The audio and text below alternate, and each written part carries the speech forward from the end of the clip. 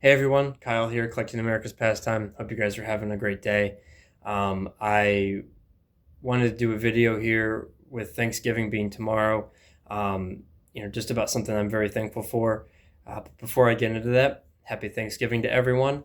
Hope you guys have a good Thanksgiving, a good long weekend, big sports weekend. The game is on Saturday, and that's Ohio State, Michigan. My dad raised me my entire life to hate Ohio State.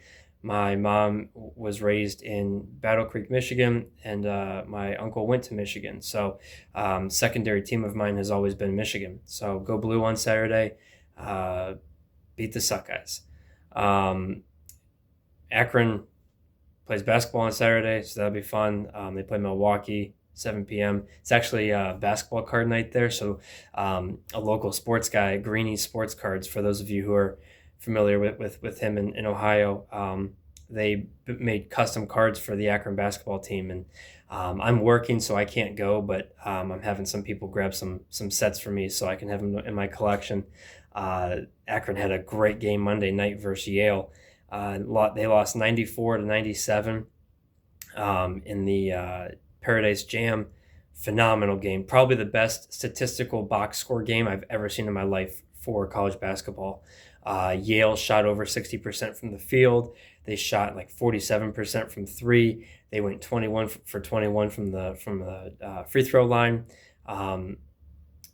Akron shot over 60% from the field, shot over 50% from three, and only missed three free throws themselves. They had a couple more turnovers in the way Yale was shooting. That was the difference in the game because they didn't miss on those opportunities. So unfortunate loss, but just a really good basketball game. Both teams are very solid, two of the best mid-majors in the country. So that'll be fun. Akron Soccer plays on Sunday in the Sweet 16. They host Duke, which is awesome. In college sports, there's not many times where power conference teams travel to mid-majors. Thankfully in soccer, that is a sport where that does occur, and at least if you're good enough, and Akron is definitely good enough. So they beat Notre Dame at home last weekend to get to the Sweet 16, and now they take on Duke. So Akron lost to Duke, I think, in the 86 or 87 national championship game, so revenge time. So yeah, good sports weekend coming up. Weather-wise, going to suck. If you want to watch some good snow football, the Ohio State Michigan game should be snowy, and then the Browns host San Francisco, and that should be snowy. So I'm in the East Cleveland area, or east of Cleveland, and we're expected to get anywhere between a foot and a half to 2 feet over the next couple days. So about that time of year where I question why I still live in Ohio. So yeah.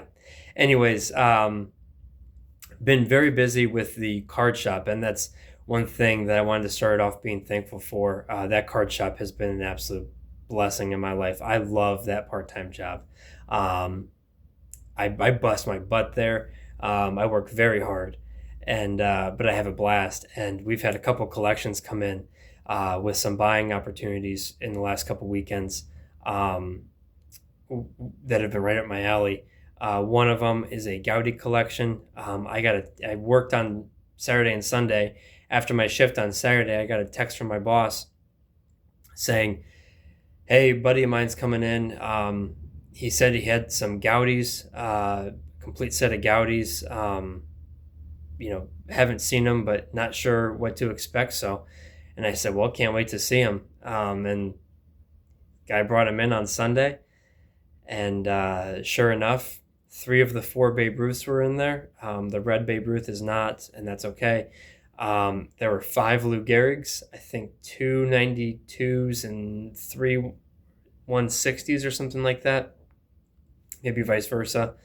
There were five Jimmy Foxes, and then it was several hundred Gaudis. And then in addition to that, there were 34 Gaudis, 35 4-in-1s, including another Ruth, and then some Diamond Stars. So just a really tremendous collection that we're working with the owner of the cards to see what he wants to do with them and see how we can help. So I've gone through over the last couple of weeks and cataloged everything, gotten a good idea of what everything's worth to help him out, and we'll go from there. So yeah, that's been a blast. Last weekend, a buddy of mine from Tobacco Road came in. He's local, and he's thinking about selling some, his T206 set, some extra T206s, and then some T205s to help fund some upgrades to his 33 Gaudi set. And so that was a blast. I've gone through those and haven't done the full set yet as far as cataloging. Still waiting on direction for that, but all of the extras, all the T205s, there's an E95 plank in there. Gone through those, cataloged those, gotten an estimate on value, and I think we're hopefully working towards a deal there. So that'll be cool. And then Sunday, a guy came in. This was his second time coming in. So apparently he found a collection, or was given a collection, that has a bunch of pre-war and post-war vintage. And I guess he's a vintage basketball guy, so he doesn't know much about the vintage and pre-war baseball. So he's brought everything in for us to help him, figure out what he has. And then we've actually been buying a lot of the stuff. The first time he came in, we bought a bunch of Gaudis. I forget what else was in that lot. And then this time there was huge handfuls of some T205s, a 39 play ball, some 40 play ball, and then some post-war greatness. So we ended up buying the whole thing. I don't know too many card shops that look to actively stock, pre-war, but shout out to my boss and the owner of the owners of the card shop, Cards in the Land, in Bainbridge, because man, that is a really unique aspect to that shop. Is now we have a huge display case full of post-war vintage that's just phenomenal, and then now a bunch of pre-war that we're actively trying to keep stock. So I was actually in there today, did a half day, or did a small shift in there today to help them get through some binders and then price those out and get ready for Black Friday. And it's been a blast. So love that shop. Very thankful to David and Jonah for that job and that opportunity. Next up and lastly, this is the main point of the video. So I love this hobby. Very thankful for the hobby, and part of the hobby that I love the most is the connection to the cards, and that connection is often memories. And every time you buy a card or own a card, as long as you are collecting what you love and care about what you're acquiring, the cards can become time capsules, and your collection can become a makeshift time travel mechanism, where every time you see a card, you think of a memory. And there's a group of cards I have in my collection that I've never actually shown anyone, but they're very special to me. Not sure how many people have seen these, or have been involved with this world at all. But I have a bunch of hot air balloon cards. My dad, and I'm going to, throughout this, I'm going to share some photos from when I was growing up. My dad was a hot air balloon pilot, and we had a balloon called Calypso, as you can see here. Beautiful balloon. And I was born in 94. We sold the balloon in 2005, I think. So it was a good 10 or so years of hot air ballooning. Huge part of my childhood. For those of you who don't know, hot air balloon events are 3 days. Friday evenings, Saturdays, and then Sundays as well. And we always did local, events, always within a couple hours. I was born in 94. My sister was born in 98. So through much of that, my mom had to deal with young kids, and she was the crew chief. She was the one in charge of driving around and following the balloon to make sure, we had permission to land in a backyard or a field, and, backing the balloon trailer in, and, pulling the balloon out and all that stuff. And she did that with one young kid for some of it, and then two young kids for the rest of it. And God bless her for that. So we would have weekends where we would go to Meadville or Ashland or Canton, Findlay, Ohio, just a bunch of different places, and we'd spend the weekend there. And for those of you who don't know how balloon competitions work, or balloon events work, there's typically a Friday flight in the evening. These are always at fairgrounds that crowds can come out to and all that stuff. So we would do a Friday flight, weather permitting, Friday night.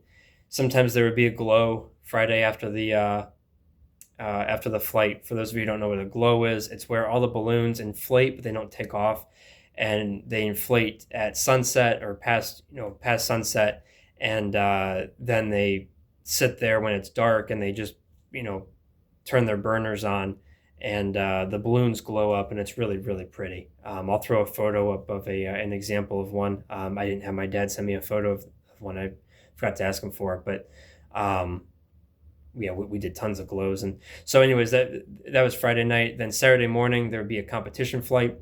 Competitions, from as far as I can remember, there's a huge X they would set up in a field, and early morning, we'd get up and we'd go to the pilot briefing.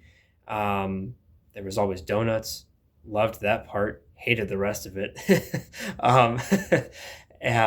And we would, the pilots would be briefed on where the target is, what the rules were, etc., what the weather's going to do. My dad was often the weather guy for these events, or especially Ashland.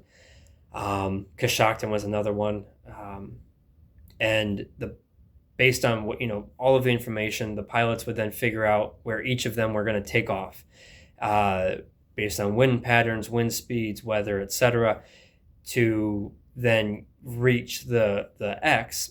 And then if they did reach the X, they would take a baggie, a bean bag that had a streamer on it, and they would throw their name on it. I think there might have been a couple baggies they could throw, and they would throw baggies down and try to hit the X. Closest person to the middle of the X wins, and there was points or something like that distance. I don't know how it was calculated. I was too young to fully grasp that, but I think there was another competition flight on Sunday that also led to the end results, and there'd be winners and losers and all that stuff. Saturday nights there would also be a fun flight, just a casual flight, weather permitting, and then Saturday nights were always the big glow night, where most of the pilots would stay and do a glow. So that's how balloon competitions work, for those of you who never knew. And I've had some great memories with ballooning. My favorite flight, or favorite two flights. Well, first, let me start off. I almost died in a balloon once, according to my mom. Apparently my dad was I was around like 3, I think, and my dad was turned around, trying to figure out something in the balloon when we were up in the air. This is one of my first flights too. And at 3, the only way I could see was out of the little foothold in the bottom of the basket.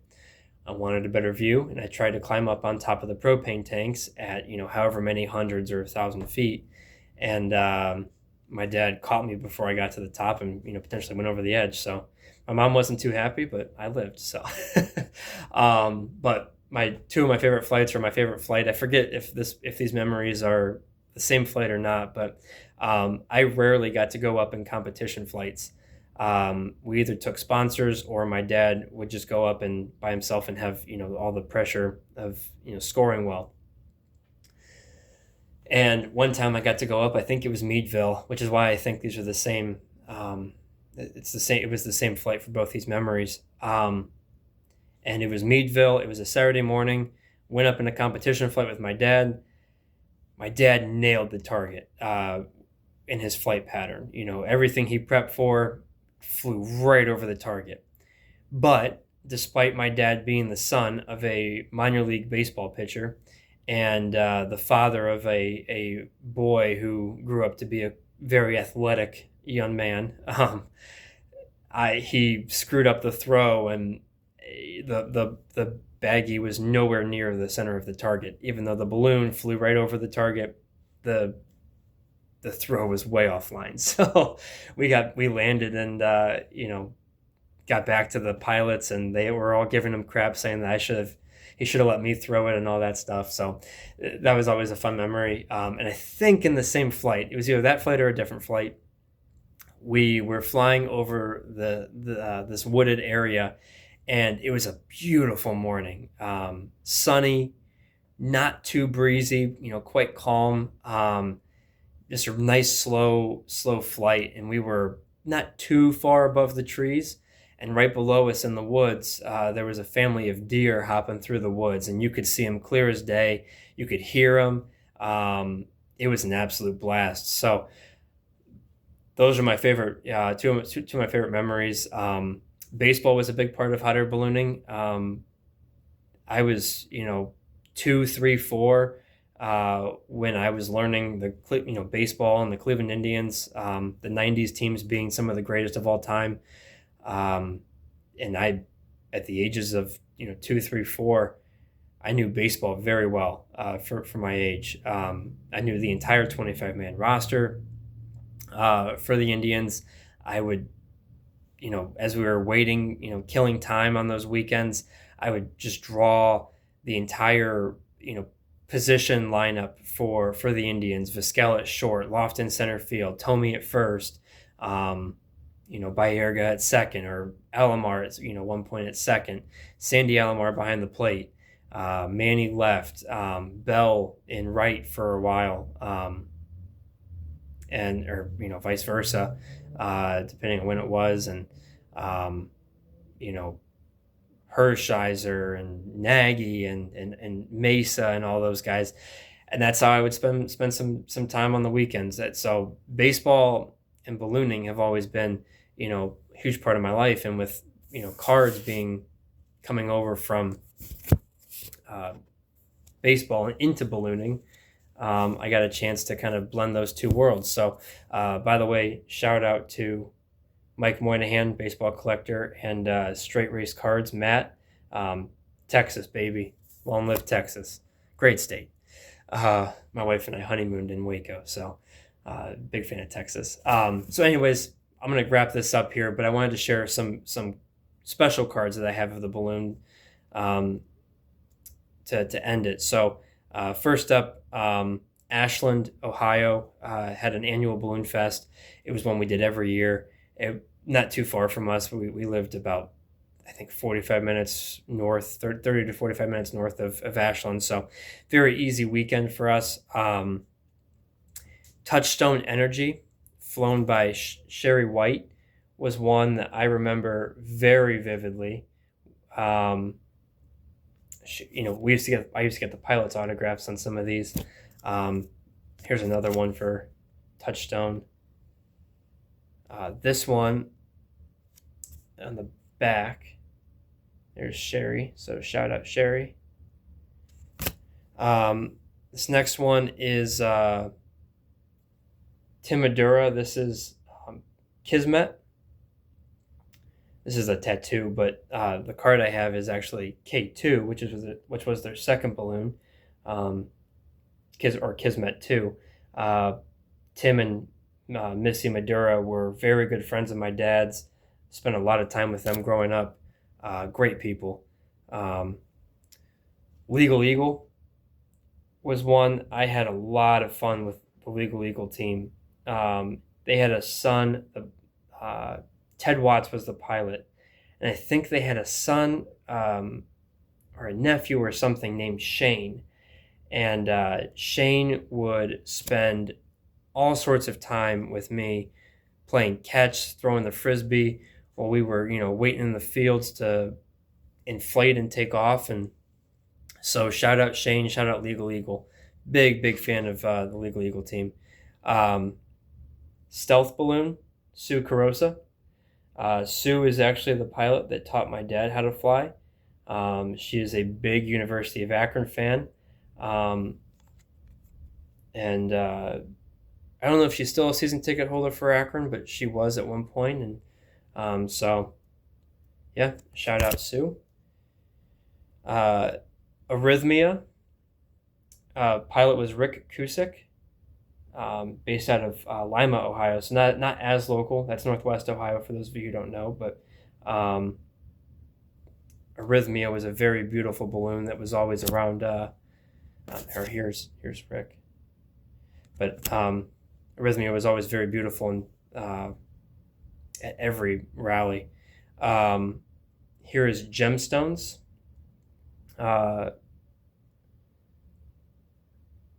They were also they were from Battle Creek.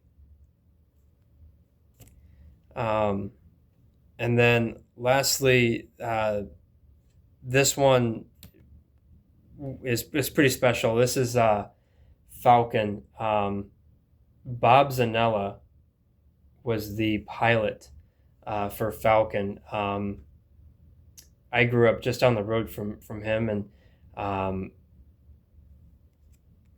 that's Bob. He passed away, I don't know, 10, 15 years ago, something like that. And Bev, his wife, is still around, and just really, really great people. Here's an interesting. So what's funny is I live in the Chagrin Falls, Bainbridge area, and one of the championships he won was Chagrin Falls. I don't know why my camera's not focusing super well. But one of the championships he won was Chagrin Falls. And then here's an interesting tidbit.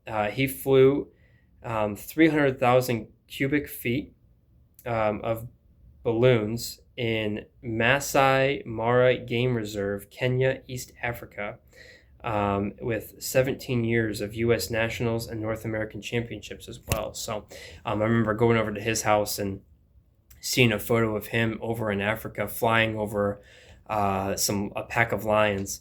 It's really, really cool photos. So yeah, that's my balloon collection that nobody has ever really known about. And again, I don't really actively collect these. These are all from my childhood, and that's because that's where all the memories were. So anyways, this is a longer video of me rambling, but thank you very much for listening. Again, hope you all have a happy Thanksgiving, and live free, dream big.